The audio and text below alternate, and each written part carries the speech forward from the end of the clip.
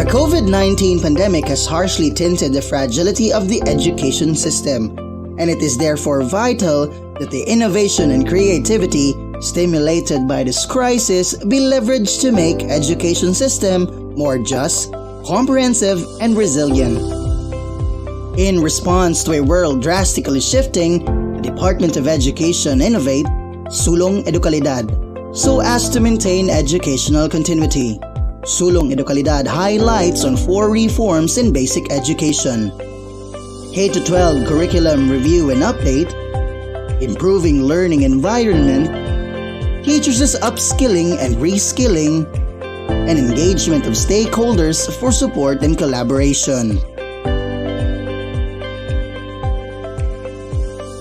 This school year, Misamis Oriental General Comprehensive High School continues to be involved in Sulong Edukalidad as it launches Mogchs' reading program, Project Reach, Reading Enhancement Across Curriculum Habit Brigada Eskwela Pagbasa 2021.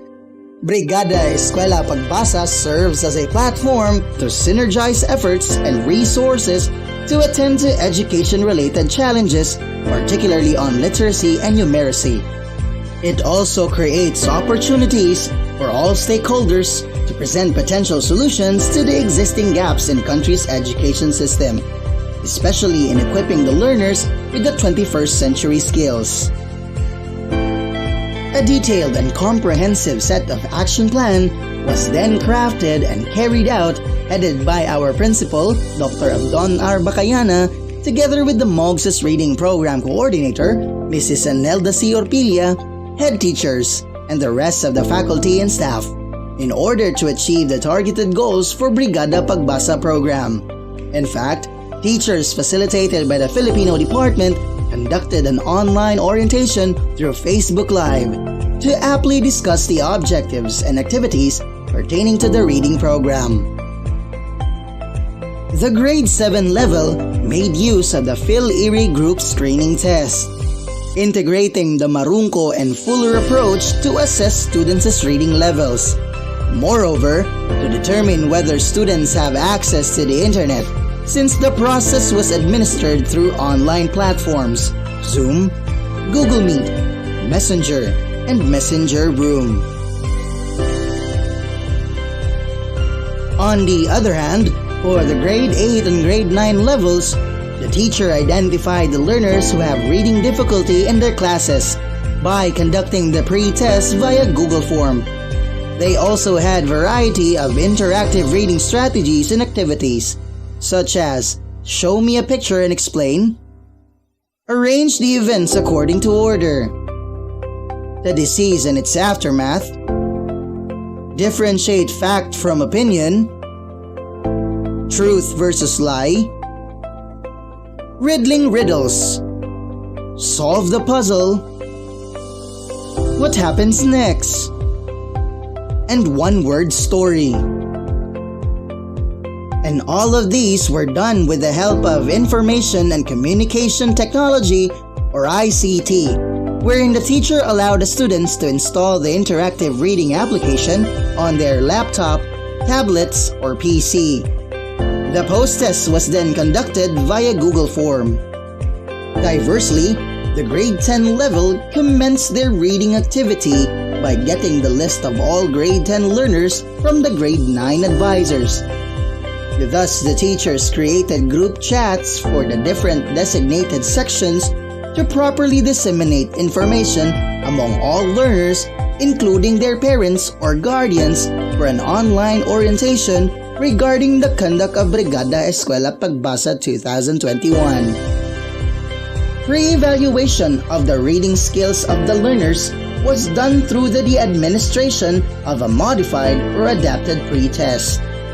For the reading activity, the teachers introduced series of online listening, speaking, reading, and writing activities to the learners.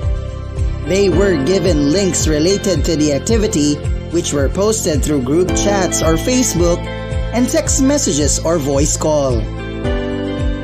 They then listened to songs via online, radio, or recorded songs through cell phone. They were also provided with the printed materials and worksheets. The learners had the option to watch the video through a link or may listen to a song through the radio or in any music player. They answered the activity using Google Forms created by the teachers or through Facebook groups by section, group chats in Messenger, Google Classroom, voice calls, or even through text messaging. The reading teacher subsequently administered a modified or adapted post-evaluation.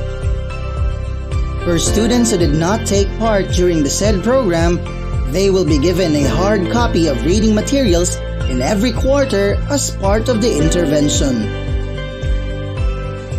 As part of the Learning Continuity Plan, the Brigada Eskwela Pagbasa 2021 was based on the ratings from this school year's implementation of the program. The result reveals that about 731 or 56.1% of the learners who were under the frustration level in the pre-test had improved their reading level to instructional, and 120 or 9.2% became independent readers as measured in the post-test. Furthermore, the number of grade 10 learners who were in the frustration level had decreased by 64.8%. And they are now in the instructional level at about 46.4% and 18.4% in the independent level. All these results can be attributed to the reading interventions done before giving the post-test. Also, 70 or 19.6% of the learners who were in the frustration level in the pre-test had improved in their reading level to instructional, and 17 or 4.8% became independent readers as revealed in the post-test. In addition, the number of grade 9 learners who were in the frustration level had reduced by 23.5% and were now in the instructional level in 5.3% and 18.2% in the independent level. Thus, the remaining activities that were given after the pre-test played a great role in the reading performance of the learner participants in the post-test. The results also indicate that 7 or 3.48% of the learners who were in the frustration level in the pre-test had increased in their reading level to instructional, and 7 or 3.48% became independent readers as measured in the post-test.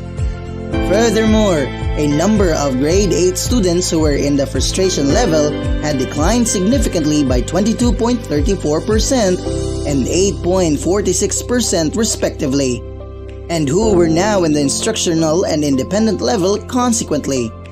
These results were the effects of the interventions done prior to giving of the post-test.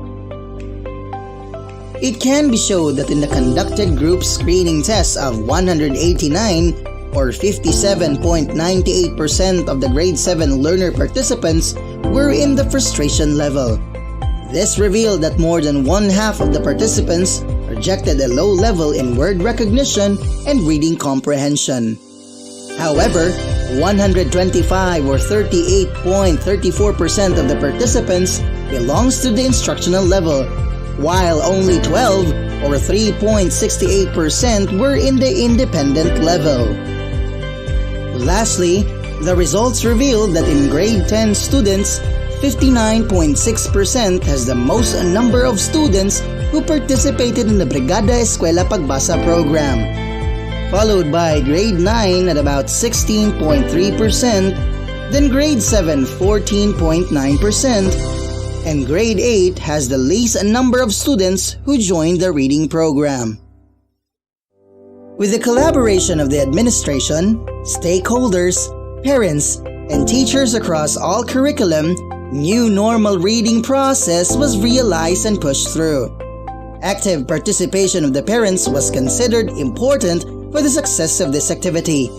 As the first educators of their children, they played a crucial role in their children's educational journey. A stimulating home environment that encouraged learning as well as parental engagement in their reading activity was essential for a learner's cognitive and emotional development. As we are wrapping up this year's Brigada Eskwela Pagbasa, we would like to use this platform to convey our heartfelt gratitude to all the stakeholders for their unwavering support as we continue to nurture the youth to have access to a high-quality education that prepares them to lead a healthy and productive lives even amidst the pandemic. This pandemic has become a catalyst for educational institutions to widen innovations that would aid them in these challenging times. As we brace for the school's opening on the 13th of September, the innovations we had introduced through the Learning Continuity Plan could be implemented into a regular course instruction even afterward. Doing so opens new ways of learning and pursuing the course for teachers, thus highlighting their need to enhance both the initial and continuous training in the use of technology for teaching.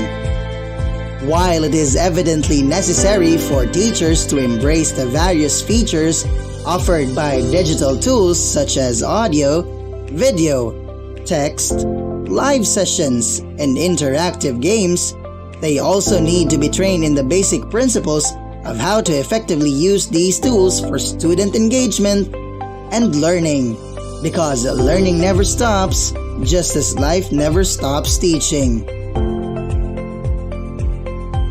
We, the entire Mogchs organization, accepts the challenges of the unforeseeable future to do more, strive more, and be more.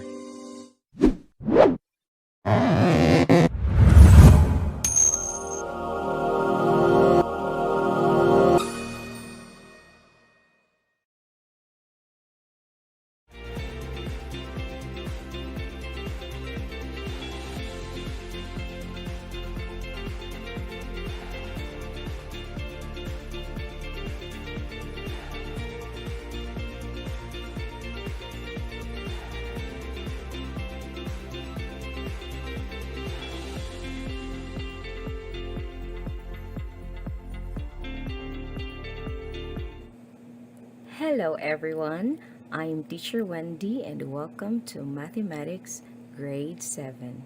Be ready with your first quarter module for the Introduction to Sets. Now, take note that this module is divided into two lessons, namely Lesson 1, Introduction to Sets and Ways on How to Describe a Set. Lesson 2, Kinds of Sets, Notations and Symbols, and How to Solve for Subsets and Venn Diagram.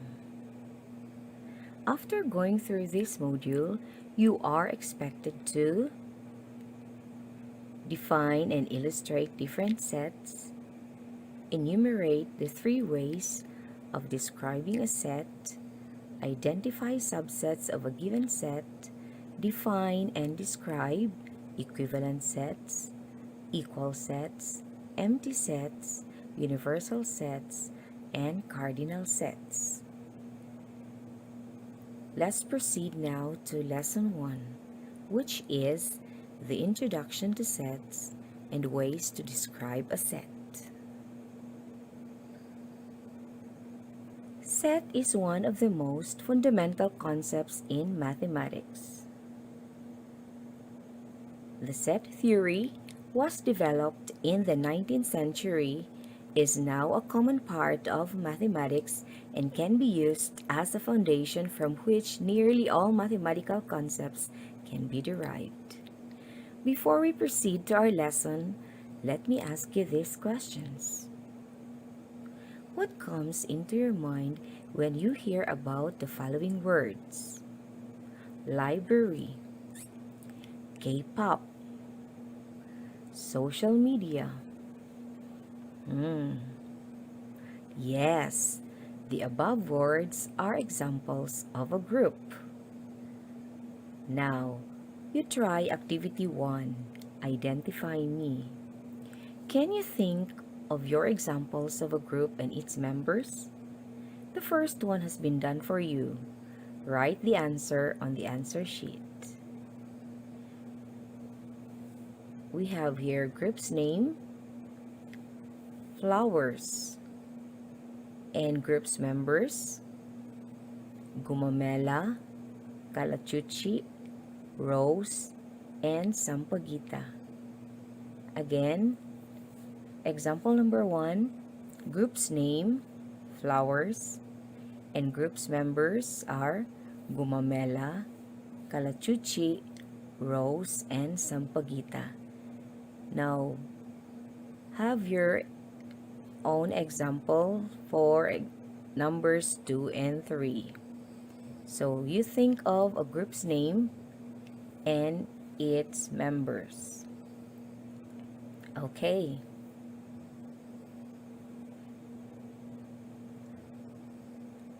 Yes, great work. You are now ready for our lesson.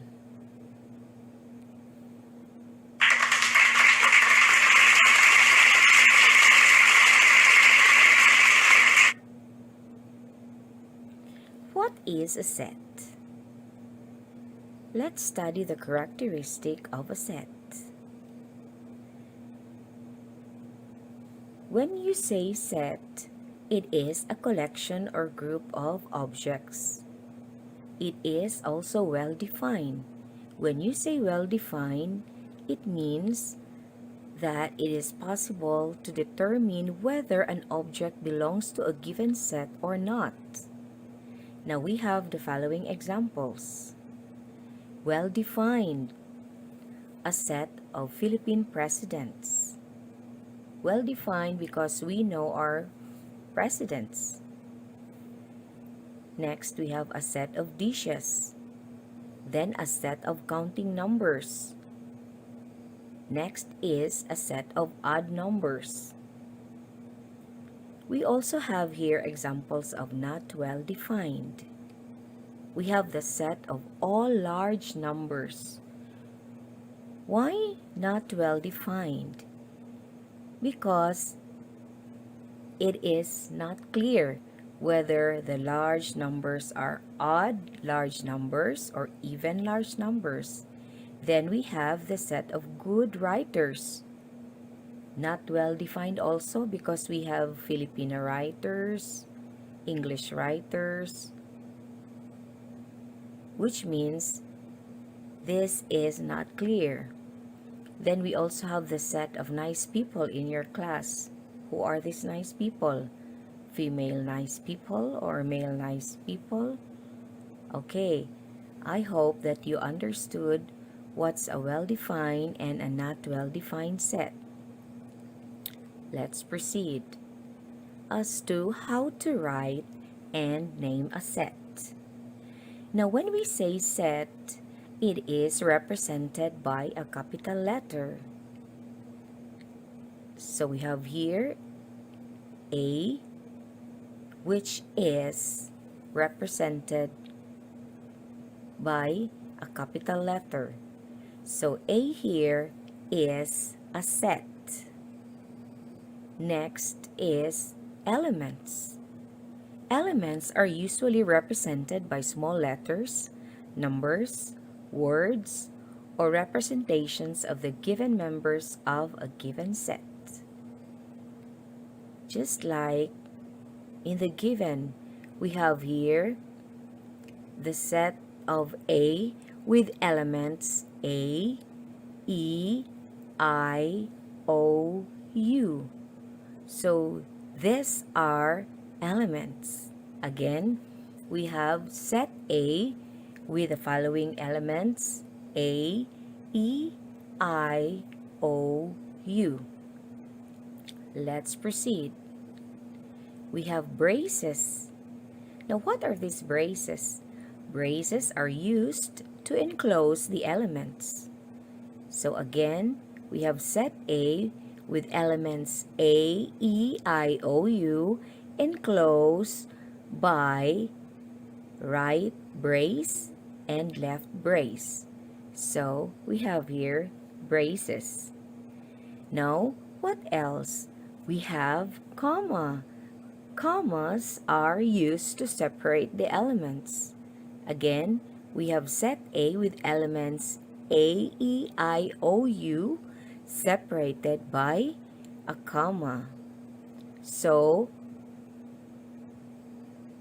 The one after each element is a comma. So again, let's have a summary as to how to write and name a set. First, represent it with a capital letter. So just like in the example, we have set A. And then with elements inside the braces, A, E, I, O, U. And we also have comma after each element.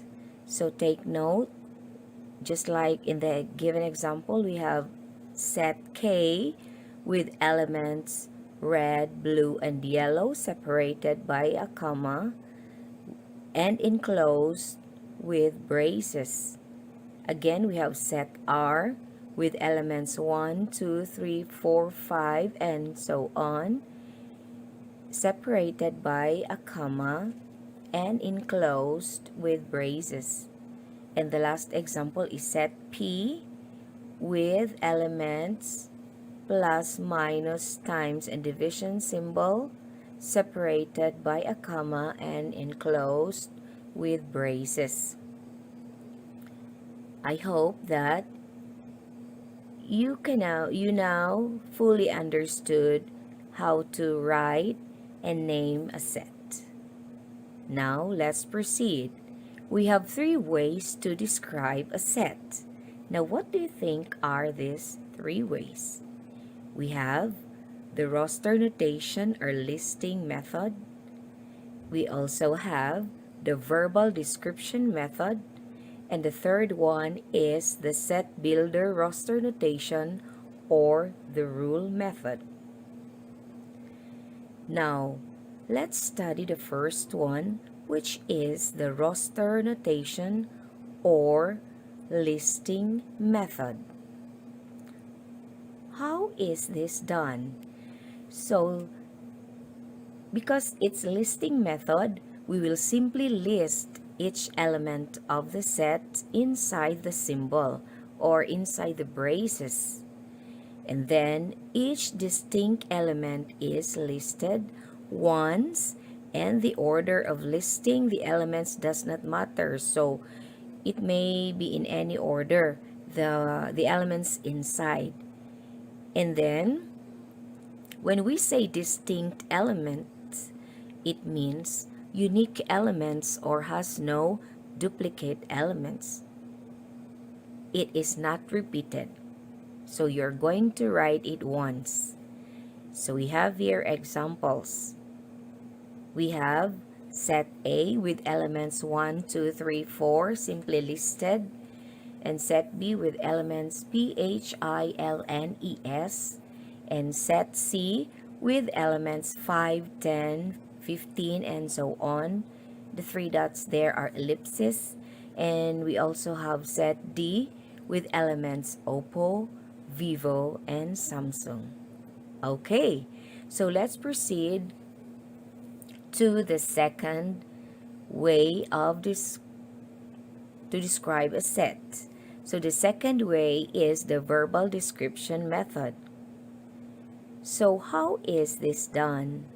So when we say verbal description, of course verbal, so this is a method of describing set in words. So we will simply describe the set in words, just like in the given example.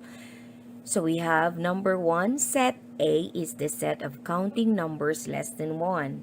So number 2, set B is the set of letters in the word Philippines.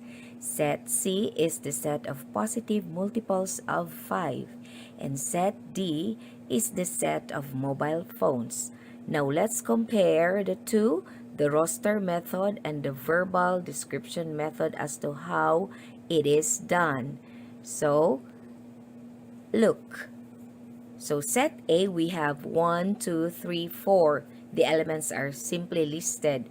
And regarding verbal description method, of course, we are going to describe it. So this is how to describe the one in the roster method. So set A is the set of counting numbers less than 5. Let's proceed with set B with elements P, H, I, L, and ES. So how are we going to describe it? Using the verbal description method, of course, we are going to say set B is the set of letters in the word Philippines. So, take note that there are 1, 2, 3 P in the word Philippines, but we will simply write letter P once. Okay? So, let's proceed. So, for set C, we have 5, 10, 15. So, describing it, it is stated as set C is the set of positive multiples of 5. Now let's proceed with set D, Oppo, Vivo, and Samsung. So using verbal description method, we are going to say set D is the set of mobile phones. Okay, I hope that you understood it. Let's proceed with the third way, which is the set builder roster notation or the rule method. Now, how is this done? Now, when we say, of course, the rule method, it is a method that lists the rules that determine whether an object is an element of the set rather than the actual elements. So, just like the given examples, we have here for number 1, we have A. Now, try to look at how it is being written. So, you have there X and a bar and another X, and then you are after X is a counting number less than 5, but we will not read it as X then bar then X is a counting number less than 5, but this is read as the set of all X's such that X is a counting number less than 5. Now take note that the vertical bar after the first X is translated as such that. So how are we going to read number 2? So for number 2, we're going to read it as the set of B. Take note, we have set B, and then we are going to read this as the set of all X's such that X is a letter in the word Philippines. Okay? I hope that you are following me. Let's proceed.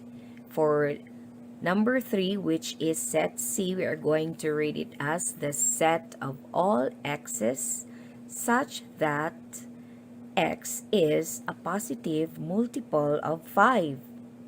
Okay, so let's proceed. For number 4, we have set D.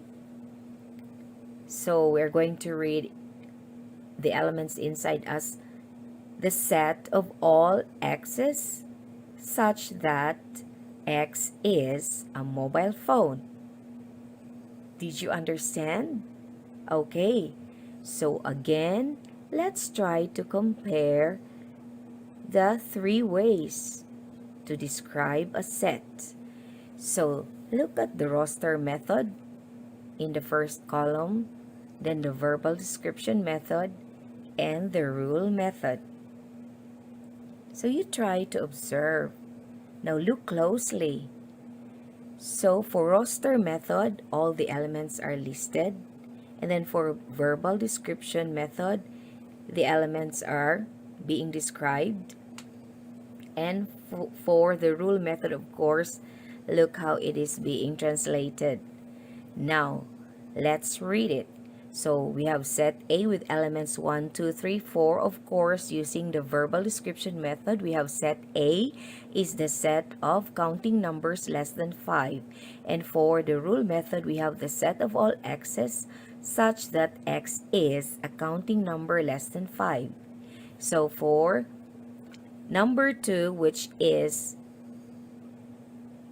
the set of B, set B with elements P, H, I, L, and ES simply listed. And using the verbal description method, we are going to write it as set B is the set of letters in the word Philippines.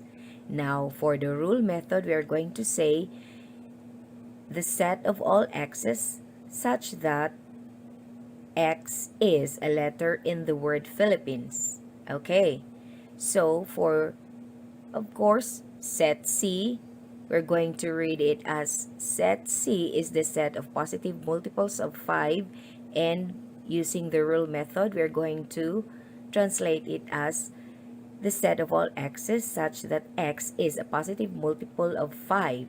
And lastly, for set D, with Oppo, Vivo, and Samsung as the elements, we're going to read it as, using the verbal description method, we will say set D is the set of mobile phones.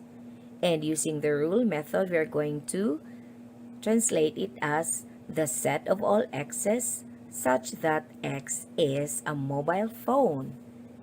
So I hope that you can now identify how the roster method is being listed, or the elements are being listed in the roster method, and how the set is being described in the verbal description method, and of course the rule method, how it is being translated. Okay, so let's proceed with activity 3, describe me, which is the ways to describe a set. Now you're going to fill in the table with a correct translation of the given description of sets. And then don't forget to write your answer on the answer sheet. Alright? So the first one is done for you. Now we have 3 columns. We have the verbal statement, set builder notation, and the roster method. So for number 1, for the verbal statement, we have set R is a set whose elements are even positive integers less than 10. And using the set builder notation, we have here the set of all x's such that x is an even positive integer less than 10. And for the roster method, we have R, which is equal to, we have the elements 2, 4, 6, and 8. Okay, now again for numbers 1 and 3, you are going to write down the verbal statement. And for numbers 4 and 5, you write down the set builder notation of the given. And for numbers 2 and 6, you write down the roster method of the given verbal statement. Okay? So, that's it. Enjoy solving. And this is Teacher Wendy saying, matuto sa gurong matalino. So, thank you for listening and God bless.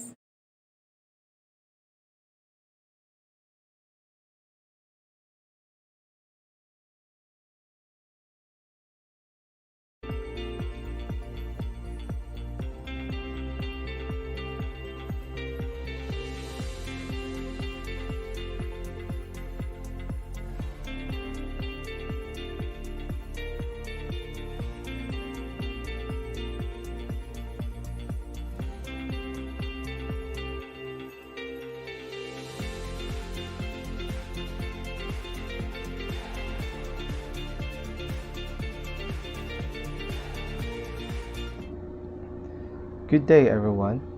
Welcome to our session this day. I hope you all are doing great and motivated because you will learn again something from this session. My name is Mark Efren P. Uayan, Grade 7 Mathematics teacher from Misamis Oriental General Comprehensive High School, and I will be discussing all the kinds of sets and notations of this session. Now, this session aims to identify all the kinds of sets and notations and symbols that are found or used in every set. So just relax there, enjoy watching or listening for where you are right now, get your modules for references. Okay, so let's start now. First is we have the kinds of sets. So on your module, there are 4 different kinds of sets. First is the finite sets. Finite sets is a set with a defined number of elements. So when we say defined number of elements, that is countable, or we can count the number of elements. So as you can see on the example, we have here set A has an elements or have an elements of A, B, C, D, and E. So as you can see on your module or in the video, there are how many elements that are found in set A? There are 5. We have A 1, B 2, C number 3, D 4, and E 5. So there are 5 elements found on set A. So that is an example of finite set because it has an exact number of elements. So there are 5 elements. Second example, we have the set L. Set L have elements 0, 1, 2, and 3. So how many elements found there? There are 4. Okay, so that is an example of finite sets. Next is we have the infinite sets. So this is the exact opposite of finite sets.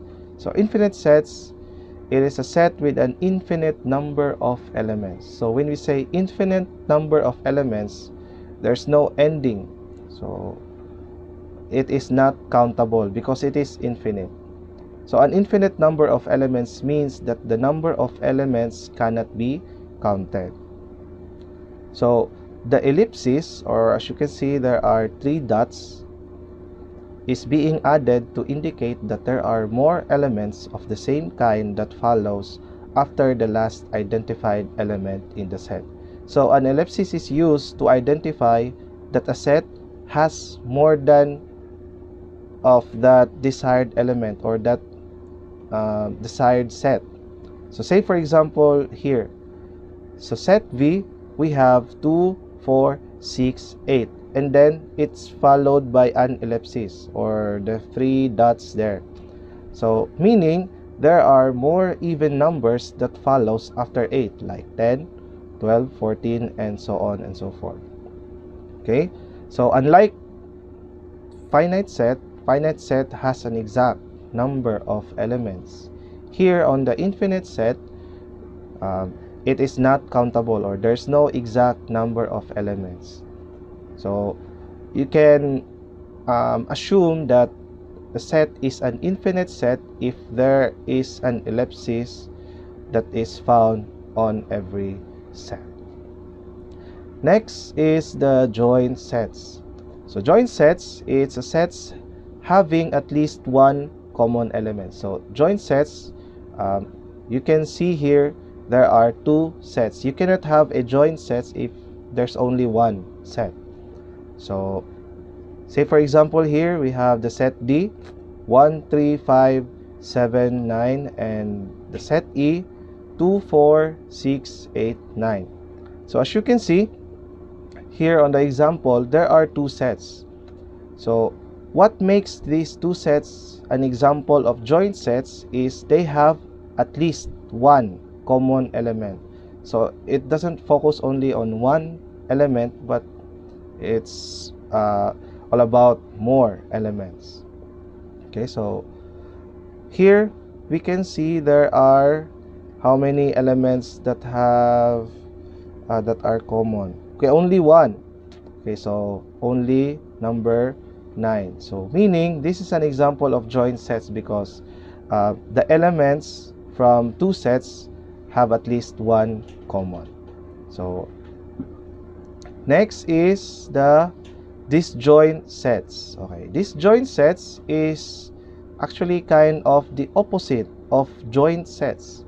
So these are sets having no common element. So meaning there are no common element found on the two sets. So example, set W have an elements of A, B, C, and D, and then set Y have an elements of 1, 2, 3, 4. So as you can see on the example, there are no common element there. There's no partner of A, B, C, and D because the other element is a set of numbers. The other element is a set of letters. So meaning there are no common element. And that is an example of disjoint sets. Another example here, we have set C. We have 2, 4, 6, 8. And then set D, we have 1, 3, 5, 7.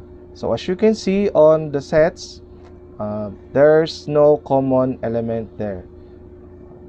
Okay, so that is an example of disjoint sets. So again, we have 4 kinds of sets. The finite sets, which is a set with a defined number of elements, or means that it has an exact number of elements, or the elements are countable.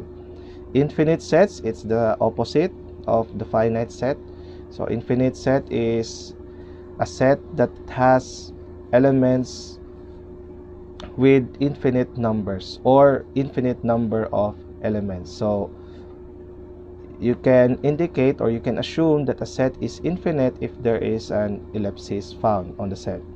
Joint sets is a set, a combination, or group of 2 sets that has at least one common element. Then disjoint sets is the exact opposite of joint sets, meaning it is a set that have no common element. So these are the different kinds of sets. Let's proceed now to the notations and symbols. So here, found on the video or on your module, there are 4 columns there. So more on symbols, meaning, example, and how to read. Okay, now on your screen, fortunate for those who are watching the video because you can see the symbols, but don't worry for those who are listening right now. You can see there on your module the different symbols and notations that is projected here on the screen. So first symbol is like letter E. It's something like a symbol of E, but its meaning is an element. So element means that it belongs to a given set or a member of a set. So as reflected on the different examples, so example, if A has a set of 5, 10, 15, and 20, then 5 is an element of set A, 10 is also an element of set A, 15 is also an element of set A, and 20 is an element of set A. So meaning an element is the thing or a member of a set. So it's like it belongs to that set. So how to read? We have here 5 is an element of A, set A. Next symbol is it's like E, but there's a slash there, so it means not an element. Okay, so example, if set A has an elements of 5, 10, 15, and 20, then set A, then 7 is not an element of set A. So as you can see on the example, there's no number 7 on the set A. Okay, so as you can see, there's 5, 10, 15, 20, but number 7 you cannot see there. So 7 is literally not an element of set A because it is not found on the member, or that member is not found on the group of set. So how to read? 7 is not an element of set A. Okay, next, we have the cardinality of a set. So, cardinality of a set means the number of elements in the set. So, it's like identifying the number found in the set. So, example, set A, we have the elements A, E, I, O, U, or A, E, I, O, U. So, how many elements found on the set A? So, set A contains 5 elements. So, meaning, the cardinality of set A is 5. So, that symbol, N, open parenthesis, then A, then close parenthesis. It is called cardinality of set A. Okay. Next, we have here another symbol. It is what we call the equivalent sets. So this symbol is two sets that contain the same number of elements. So equivalent sets is defined if they have the same number of elements, or shall we say the same number of cardinalities of a set. So example, set A has have 1, 2, 3, and 4. And set B have N, A, T, H. So even though they are different elements, but then they have the exact same number of elements. How many elements found on set A? There are 4, right? 1, 2, 3, 4. And how many elements found on set B? There are also 4. The M, A, T, H. So 1, 2, 3, 4. So both sets contains 4 elements. So it means set A is equivalent to set B. Okay, so all you need to remember on the equivalent sets, it doesn't matter if they are different elements, as long as they have the same number of elements. Okay, next we have the equal sets. So this is the actually the opposite of the equivalent sets. It's not something like opposite, but they have different meaning. So this is actually the common mistakes of every student, the differences of equivalent sets and equal sets. So here on equal sets, it is two sets that contain the same elements. So say for example, we have the set C contains A, E, I, O, U, or A, E, I, O, U, and set D, E, O, I, U, A. So even though they are not literally arranged in order, set C is arranged from A, E, I, O, U, and set D is E, O, I, U, A. But then they have the same elements. There's A on set C, there's A on set D, there's E on set C, then there's E also on set D, and so on and so forth. So sets C and D contain the same elements. So it means set C is equal to set D. So that is the difference of equivalent sets and equal sets. Equivalent sets, it only focuses on the same number of elements. So if they have the same number, even though they are different, it is considered as equivalent sets. But on equal sets, even though they are not arranged in order, but still they have the same elements, so that is an example of equal sets. Okay, next is the subset. So subset means that every element in A is also an element in B. So as you can see on the screen, that is the symbol. It's like letter C, but then there's a small line below the letter C. Okay, so that is what we call subset. So again, subset is, and every element in A is also an element of B. So we can say that a set is a subset if all the elements in A is also found on elements in B.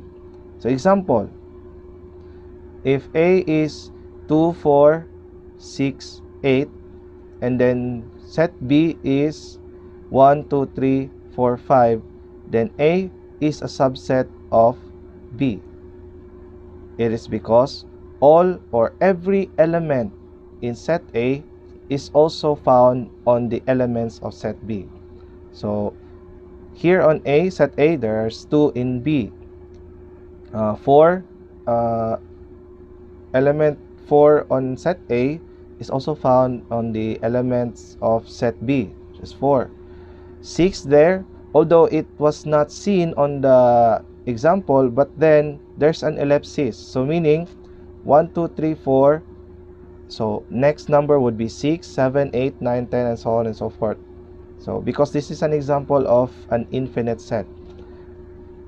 So meaning all the elements found on set A are also found on set B. So this symbol is read as A is a subset of B, or set A is a subset of set B. Okay, next, proper subset. Okay, this is the difference of subset and proper subset. So proper subset, here is the symbol. It's like letter C.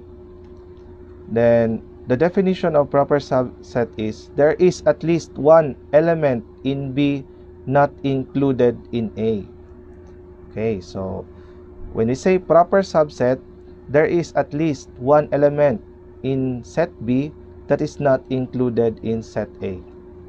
So say for example here, set A has or have an elements of A, B, and C, and set B have an elements A, B, C, and D.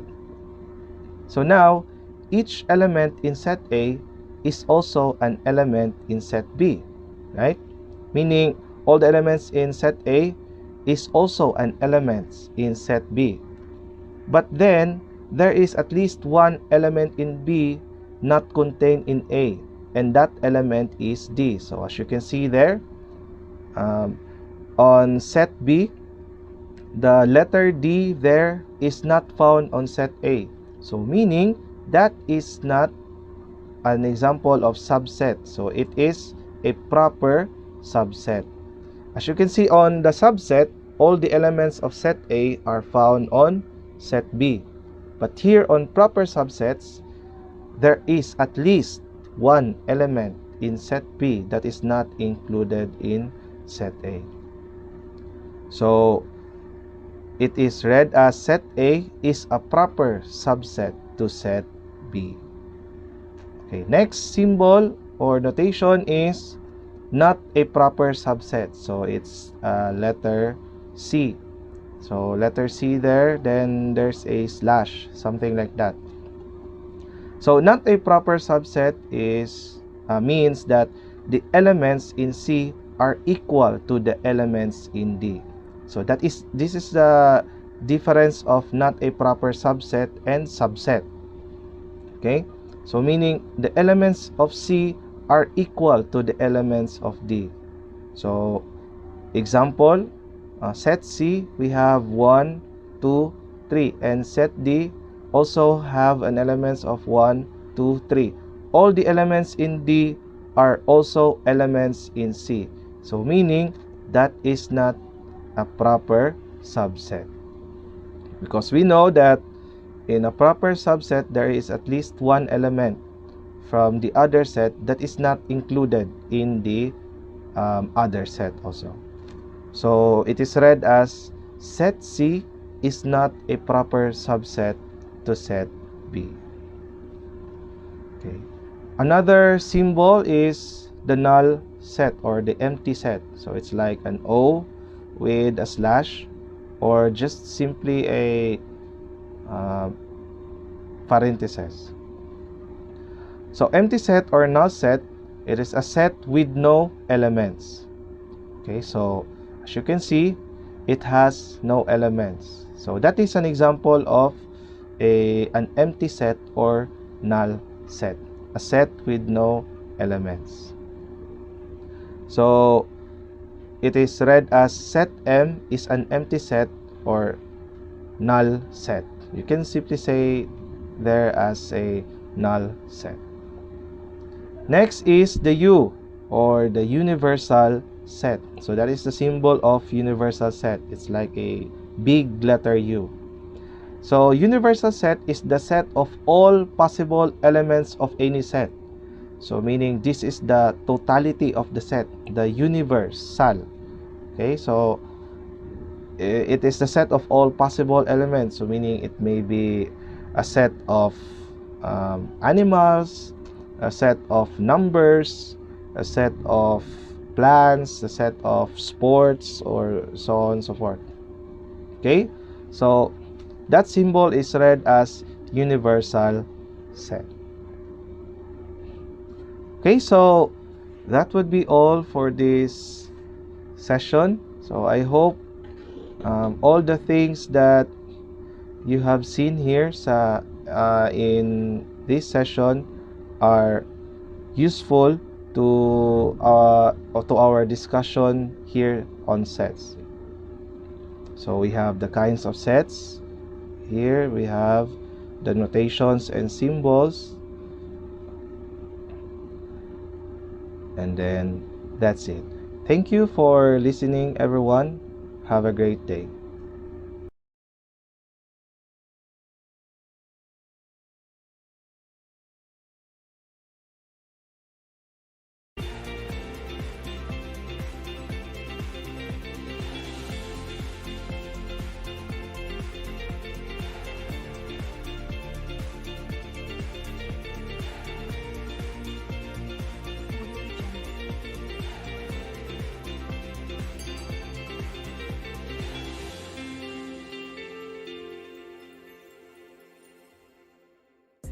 Our topic for today is about first law of motion. It is the law of inertia. Law of inertia, also called Newton's first law, postulates in physics that if a body is at rest or moving at a constant speed in a straight line, it will remain at rest or keep moving in a straight line at constant speed unless it is acted upon by a force. In the first law, objects wants to stay in rest or motion unless an outside force causes a change. For example, if you roll a ball, it will continue rolling unless friction or something else stops it by force. And then you can also think about the way that your body keeps moving forward when you hit the brake on your bike. Another example, when the bus stops suddenly, people fall forward. If you jump from a car or bus that is moving, your body is still moving in the direction of the vehicle. When your feet hit the ground acts on your feet and they stop moving. Next, a piece of ripe fruit that falls from the tree will fall in the direction of the wind is moving because of inertia. If the wind is blowing, a tree's branches are moving. Inertia enables ice skaters to glide on the ice in a straight line. Moving on, so we have here some illustration about inertia. When the cardboard is pulled, the coin falls into the glass. This is because the inertia of the coin maintains its state of rest, and it falls into the glass due to gravity. So take a look at the example. Another experiment to demonstrate inertia.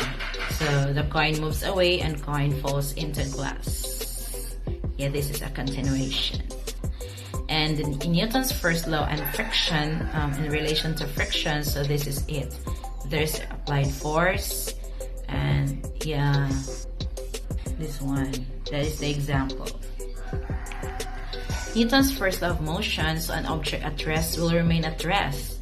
And when you look at the illustration, unless acted on by an unbalanced force, when you look at the ball, it will be hit by the foot. An object in motion will continue with a constant speed and direction unless acted by an unbalanced force. So that is one example, one of the examples of first law of motion.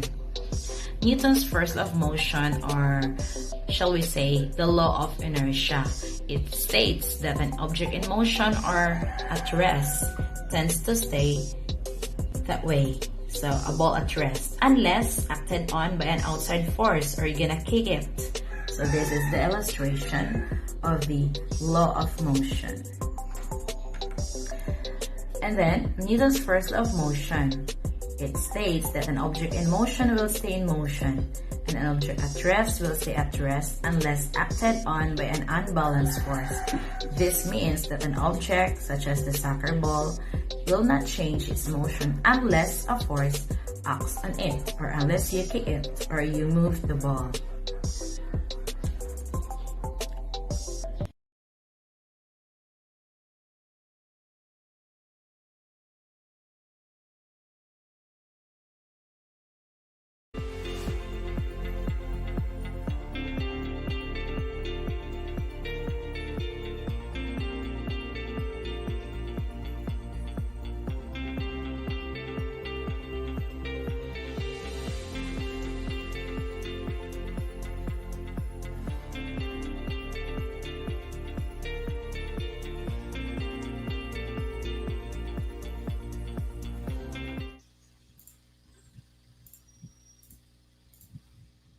Hello, good morning.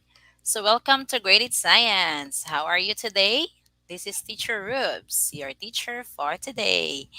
And before we start, oh, what can you see in the picture? What are they doing? And what have you observed? Let's discuss that one later. And today, let's define first the law of acceleration. According to Newton's second law of motion, also known as the law of force and acceleration, a force upon an object causes it to accelerate according to the formula net force, mass times acceleration. So, the acceleration of the object is directly proportional to the force and inversely proportional to the mass. Examples. Newton's second law of motion says that acceleration happens when a force acts on a mass or its object. Riding your bicycle is a good example of this law of motion at work. When you push on the pedals, your bicycle accelerates. You are increasing the speed of the bicycle by applying force to the pedals. Therefore, Newton's second law says that when a constant force acts on a massive body, it causes it to accelerate, to change its velocity at a constant rate. In the simplest case, a force applied to an object at rest causes it to accelerate in the direction of the force. Looking back to the example, what have you noticed and observed in this illustration? If you think acceleration as movement, then the greater the mass of the object, the more force needed to make it accelerate. And the greater the mass of the object, the more force is needed to make it move. This one, objects with a greater mass have more inertia. Okay, you look at here. And it takes more force to change their motion. A 400 kilogram rock is a lot harder to move than a 40 kilogram rock. Another example is this is the illustration. It will take twice the amount of force to accelerate the wagon with 20 kilograms as the wagon with 10 kilograms. But in order to make an object accelerate or move, you have to apply a force. Another example is, what can you see in the picture? Kicking a ball. When we kick a ball, we exert force in a specific direction, which is the direction in which it will travel. In addition, the stronger that ball is kicked, the stronger the force we put it on, and farther away it will go. Okay. And then, how about this one? This is another example of the law of acceleration. Pushing a car.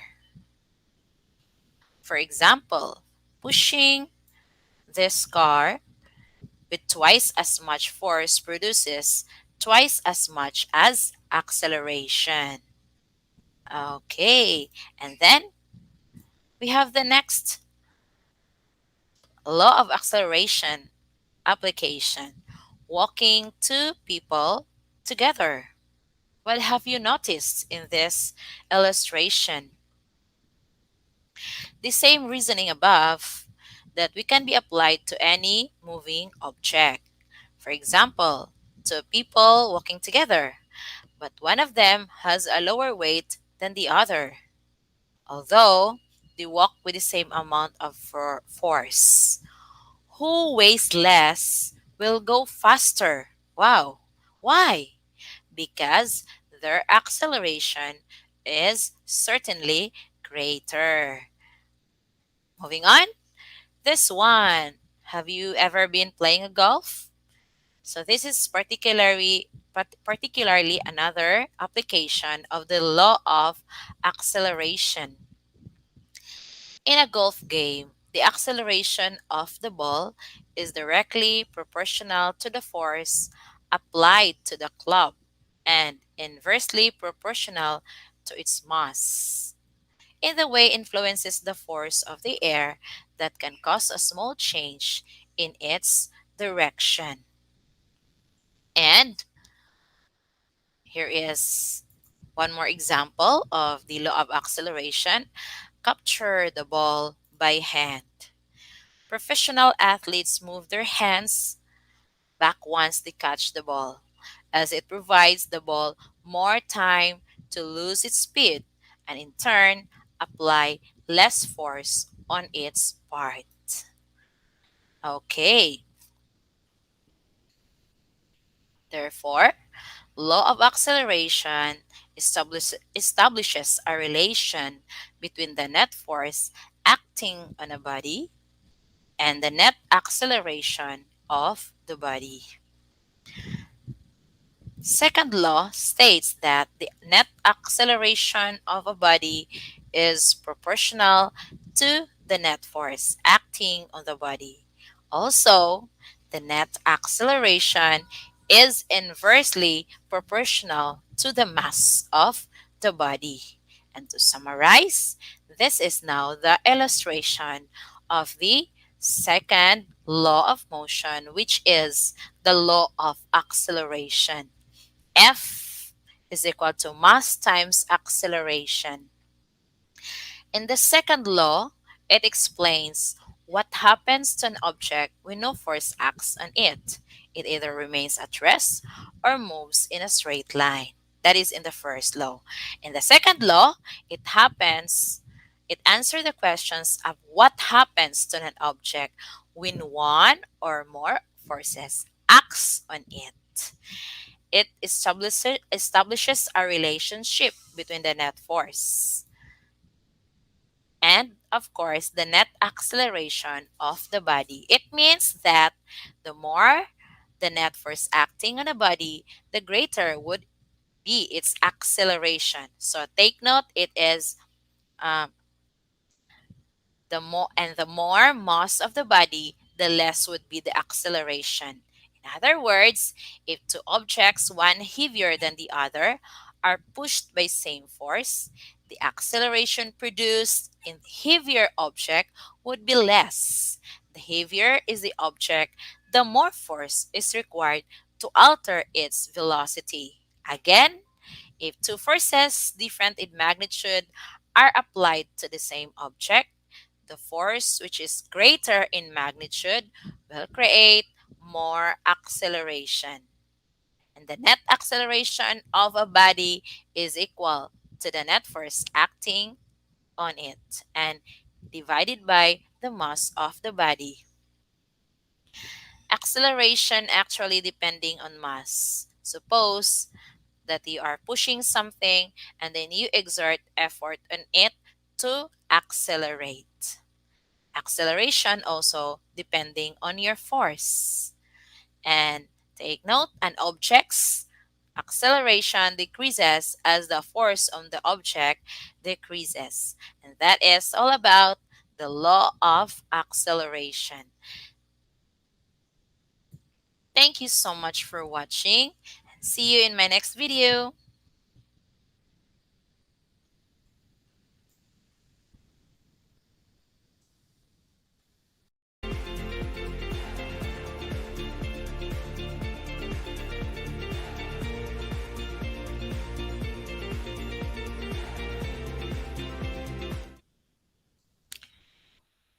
Good day, everyone. Hello, everyone. So this is Teacher Rubes again. Our topic for today is about the law of interaction. What is the law of interaction? It is also known as Newton's third law of motion, stating that each action brings an equal and opposite reaction. In the law of interaction, the statement means that in every interaction, there is a pair of forces acting on the two interacting objects. And the size of the forces on the first object equals to the size of the force on the second object. And the direction of the force on the first object is opposite to the direction of the force on the second object. Furthermore, this statement means that in every interaction, there is a pair of forces acting on the two interacting objects. The size of the forces on the first object equals the size of the force on the second object. And so, forces always come in pairs, equal and opposite action, reaction force pairs. To understand further, let's have an example. When you jump, your legs apply a force to the ground, and the ground applies an equal and opposite reaction, force that propels you into the air. In action-reaction pairs, take a look in this example. Tire pushes on road, and with a reaction, road pushes on tire. Okay, so that is, or those are that this is an example of action-reaction pairs. But where the racket needs something to push, such as the ground, okay, so the reaction forces causes its movement. The action, racket pushes on gas, and the reaction, gas pushes on racket. Action and reaction pairs. By looking at this example, you could see there is force exerted on an object, or force the object exerts back, an action reaction force pair. So when you notice this one. And then we also have here forces an interaction. So the interaction that pushes on the nail is the same one that stops the hammer. So there is an interaction of it. We also have here some examples for the Newton's third law of motion, or known as law of interaction. So you could see this one. These are examples of law of interaction. In the Newton's third law of motion, there is what we call as to every action, there is always an opposed equal reaction. For example, tires of car push back against the road while the road pushes the tires forward. So the action again is the tire pushes on road and the road pushes on tire. Let's have then action reaction pairs. So this is the force on hand and force on the box. So due to the box, you can have this force, and due to your hand. Um, Two things interacting, the hand and the box, and the hand pushes the back box to the right with 10 Newton of force, this one, and the box pushes on the hand to the left with a 10 Newton of force. So there is action reaction pairs. Moving on, we have another example of the Newton's third law of motion to understand further. From that, you could see there, it is considering an example of a boy playing with a dog's toy, and what it illustrates. So there is a force from the boy on the dog's toy, and there is a force from the dog's toy on the boy. These two forces create an interaction pair, and forces always come in pairs, similar to this example. Considering, for example, the boy as one system or A, and the toy is B as another. So, what forces act on the other system? So, we can picture out that the boy pulling on a toy and the toy being pulled from the boy. So, you could see that there is two forces interaction or interacting between them. The forces of A on B and the forces of B on A are in an interaction pair, which is a set of forces that are in opposite directions, have equal magnitudes, and act on different objects. So sometimes an interaction is, we call it an action reaction pair. Okay, so that is also one of the examples. And the magnitude like this is like 10 N. They have similar magnitude, 10 Newton. Then we have here, to summarize for Newton's third law, it says that for every force or action force, there is an equal but opposite force or reaction force. If object A, okay, you look at the illustration, exerts a force on object B, an action, then object B exerts a force on body A as a reaction. These two forces have the same magnitude but opposite direction. And these two forces act on different objects. That is the Newton's third law of motion. In short, for every action, there is equal and opposite reaction. Thank you so much for watching. I hope you have learned a lot today and have a nice day.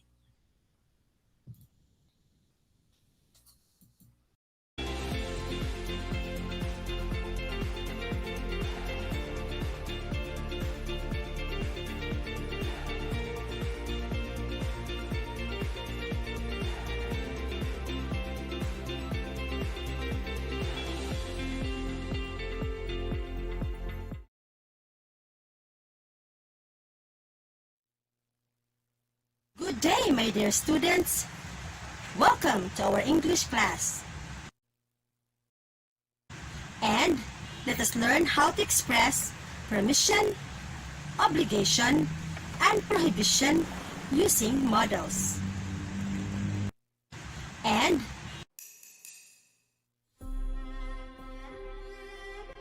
a modal is a type of auxiliary helping verb that is used to express ability, possibility, permission, or obligation. You have learned as well about modal that expresses ability.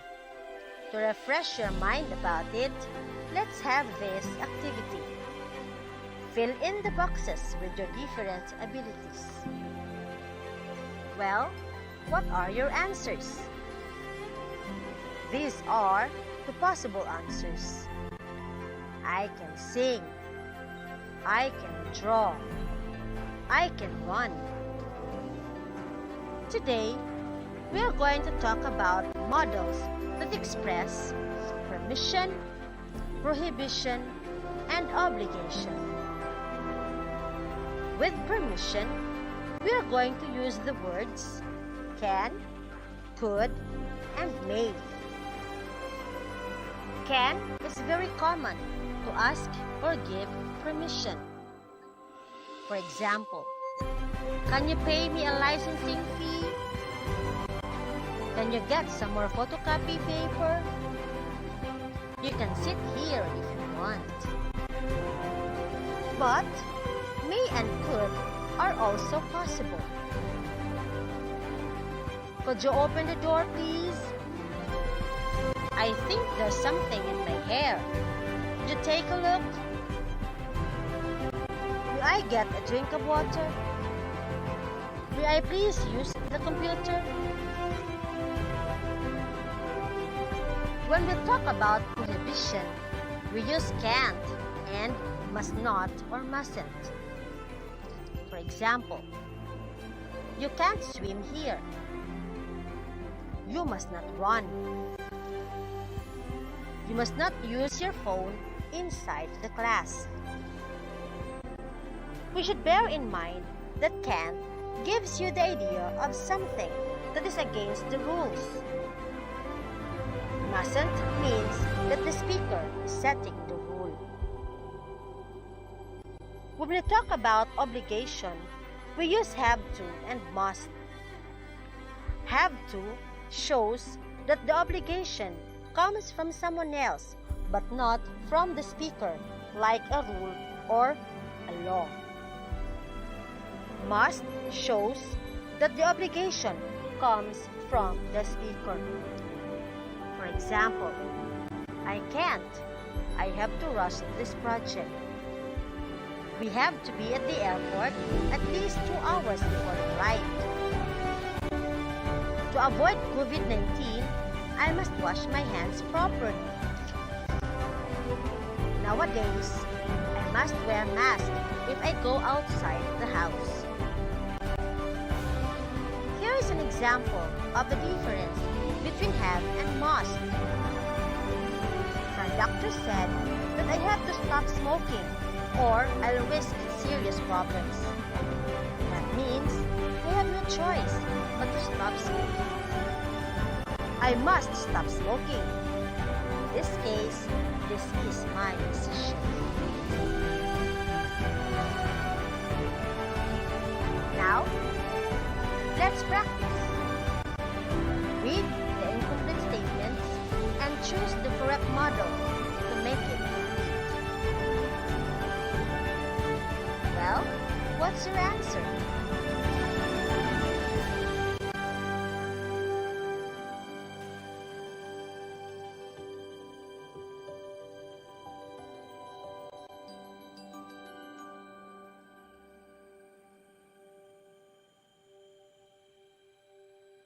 Let's have another activity.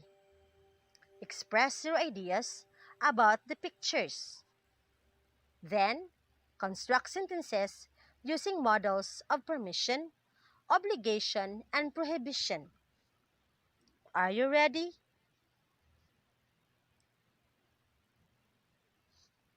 What are your answers? These are the possible answers. For picture number 1, you must not kill animals. For picture number 2, can I write my answer on the board? And picture number 3, I have to observe social distancing anywhere I go. Did you get it? Congratulations! I hope that through this lesson, you'll be able to express permission, prohibition, and obligation using models. This is Ma'am Lizelle Halaran Padilles saying, pray one another, stay safe, and God bless. Thank you for watching.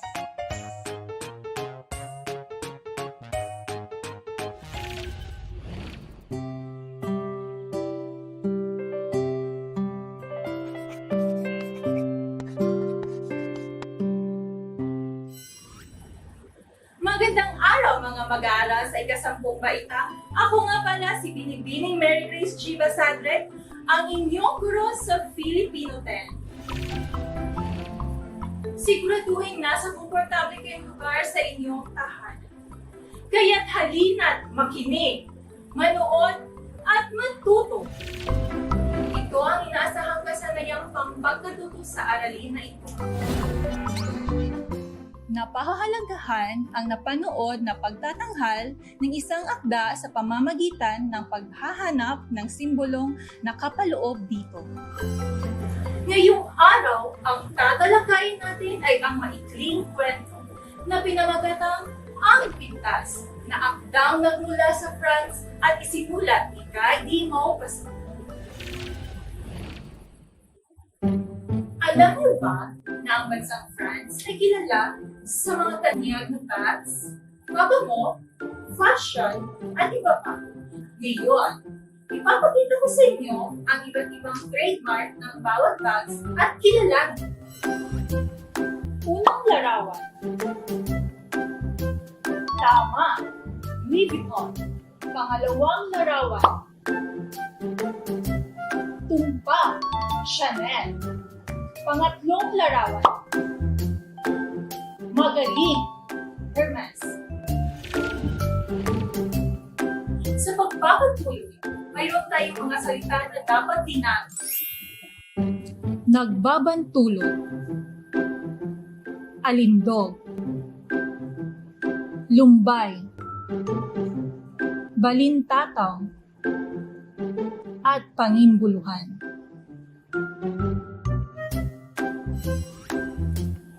Ang maikling kwentong Ang Kwintas ay isang uri ng kwento ng tauhan, isang uri ng kwento na higit na binibigyang halaga o diin ang kilos, pagsasalita, pangungusap at kaisipan ng isang tauhan.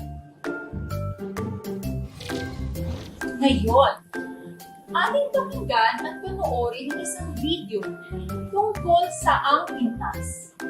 Handa na ba kayo? Tara na! Ang Kwintas na isinulat ni Guy de Maupassant. Si Mathilde ay isang babaeng nagtataglay ng kagandahan at sadyang kahali-halina. Ngunit sa kasawiang palad, siya ay isinilang lamang sa isang kapuspalad na angkan. Siya ay nagpakasal lamang sa isang lalaking may mahirap din na pamumuhay na ang pinagkakakitaan ay tagasulat lamang sa isang instruksyon na pampubliko. Ang buhay niya ay naging taliwas sa kanyang pinapangarap sapagkat ayon sa kanyang paniniwala, ang isang katulad niya na isang babaeng maganda at kahali-halina ay hindi bagay sa pagdurusa at kahirapan na kanyang nararanasan. Isang araw nang dumating ang kanyang asawa na si Ginoong Loisel at ibinalita nito sa kanya na sila ay inaanyayahan sa isang kasayahan ni George Rampunio.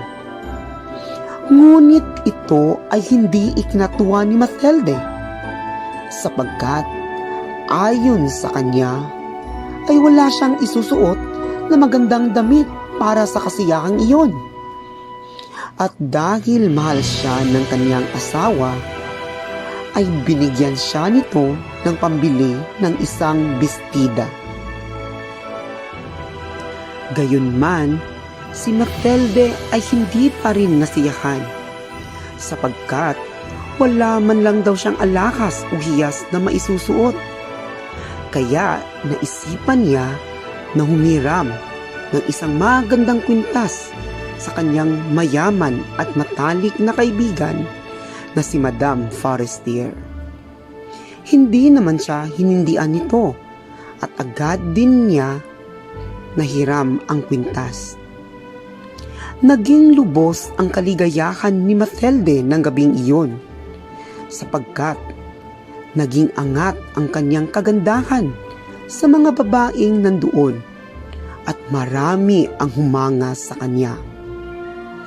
Pagkatapos ng kasiyahang iyon, ay umuwi na sila ng kanyang asawa. Masayang masaya si Matilde.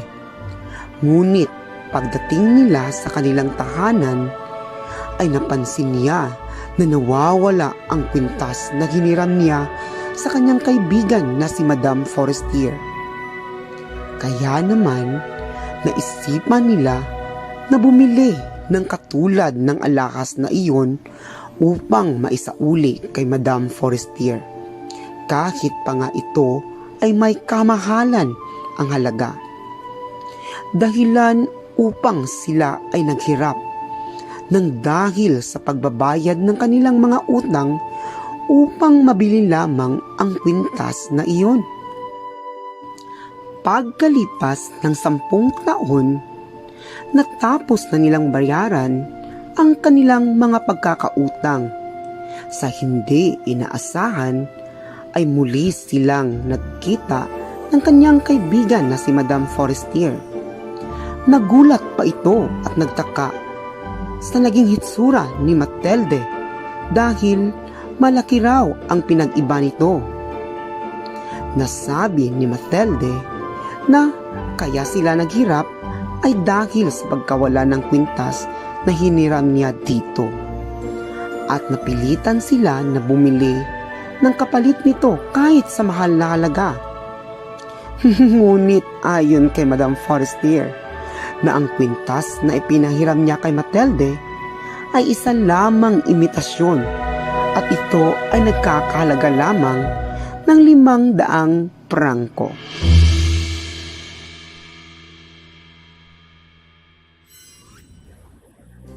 Ayan, natunghayan na natin ang takbo ng kwentong Ang Kwintas. Para mas maintindihan natin ang inyong pag-unawa sa akdang, maglalahan ako ng mga tanong at sagutan ko batay sa inyong naintindihan sa kwento. Sa nakitang video, ano-ano ang napansin niyong kasuotan ni Matilde? Kung ako ang tatanungin, si Matilde ay nakasuot lamang ng simpleng kasuotan. Ngunit, nang siya ay dumalo sa pulwagan, siya ay nakasuot ng magarang damit. Ikalawang tanong, ilarawan ang pag-uugali ng mga pangunahing tauhan ayon sa kanilang ginamit na kasuot. Para sa akin, ang napili kong tauhan ay si Matilde. Ang pagsuot niya ng magarang damit ay sumasalamin sa kanyang kaugaliang mapagpanggap. Ikatlong tanong, kung ikaw si Matilde at bibigyan ka ng pagkakataon na baguhin ang isang pangyayari sa iyong buhay, ano ito at bakit?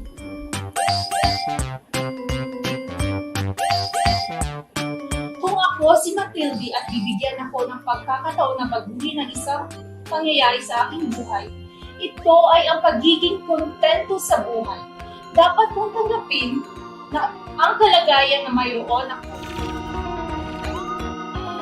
Para sa ika-4 na tanong, ibigay ang sariling simbolismo na makukuha sa mga pangyayari sa akda na maaaring magaganap sa totoong buhay. Para sa aking sariling pananaw, Ang simbolismong kwintas na ito ay kumikinang gaya ni Mateo ng gabing iyon na nagmukhang mayaman, kaakit-akit at kahali-halina. Ngunit siya ay mahirap lang, tulad ng kwintas na isa lang malampeg.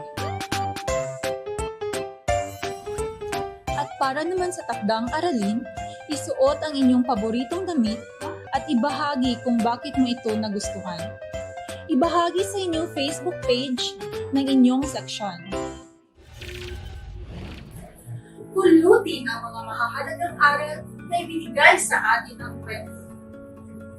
Kung kaya sa ating buhay, huwag tayong padalos-dalos.